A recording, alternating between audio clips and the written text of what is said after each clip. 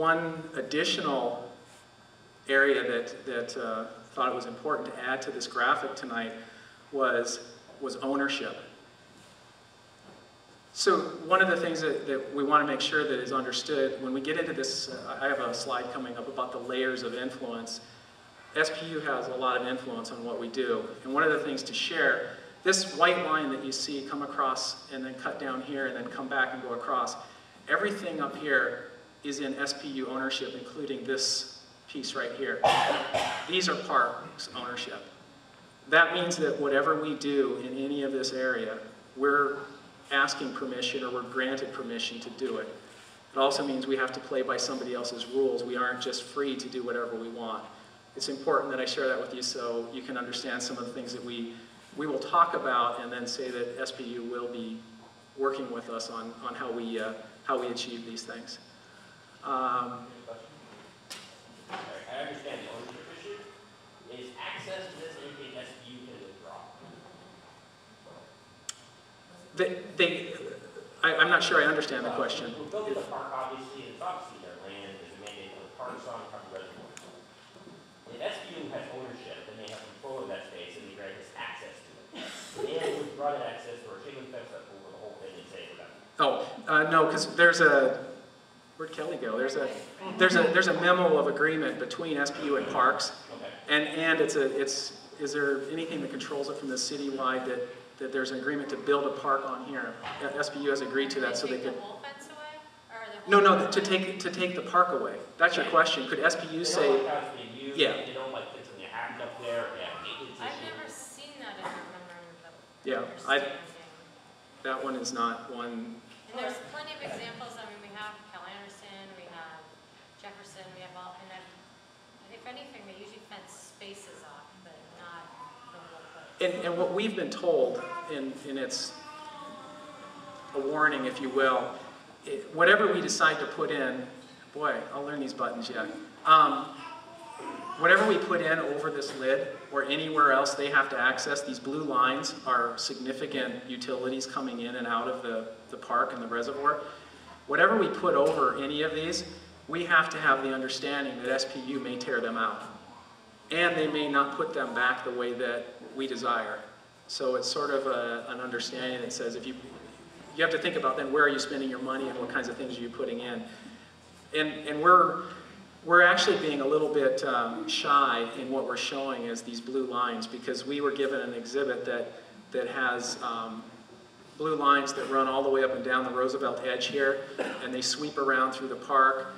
There's additional lines that come up around this edge. It's all fairly new information that we were just given, but we're aware of them, and most of our design does respond to that. Our idea about this is to just build a park over it and mask anything that doesn't really work for us that in a way that we respect SPU's constraints, but it doesn't affect the park, the way it functions, the way it looks. So layers of influence for the design tonight. Community input, huge. Everything that you've said and the meetings you've attended and the talks and the conversation has all been formulated into this, and I think you'll see that as we go through it. The project budget, as Kelly said, we only have so much money to use to create this. A way to kind of frame this is right now, if we were to take the budget and spread it out over the entire park, which is somewhere in about the 23-acre range, we have about $120,000 an acre. To develop a park is typically somewhere between $200,000 and $300,000 an acre. So you can see that for us to put money over the entire park is probably not going to be in our best interest unless we want just grass. So the idea of concentrating the money in areas, and as Kelly said, the idea is to think about the lidded area as receiving more of the budget because there is nothing there today. While the south area still functions fairly well, what can we do there to enhance it but focus the money up above? Parks operations and maintenance. Everybody reads the papers and knows what's going on with the budget of the city. It's not going to get any easier to maintain parks, so we've had several meetings with parks about what works, what doesn't, what kinds of amenities do they see fitting into their current operations and maintenance budgets, what kinds of things don't. that's reflected in where we'll go tonight. The physical constraints, the slope, that south slope is kind of interesting. It's considered to be an ECA, which is an environmentally critical area, which pretty much means you should stay off of it unless you want to go through a lot of permitting and a lot of costs and a lot of challenges. So that's one of the issues that we're looking at. Roosevelt, the amount of traffic and things that are happening there. So just all those edges and things like that we're considering. And I've already kind of gone over the SPU input and coordination, kind of the effect that those are having. So design inspiration. This is going to look a little bit familiar. Thought we'd roll through these slides though, just to remind everybody that we talked about waves, water, the influence, the inspiration that it's had. The ability to use landform, one of the ideas that we have of moving it around. Waves, softly moving elements through the landscape. Using the earth to actually express some of that concept idea.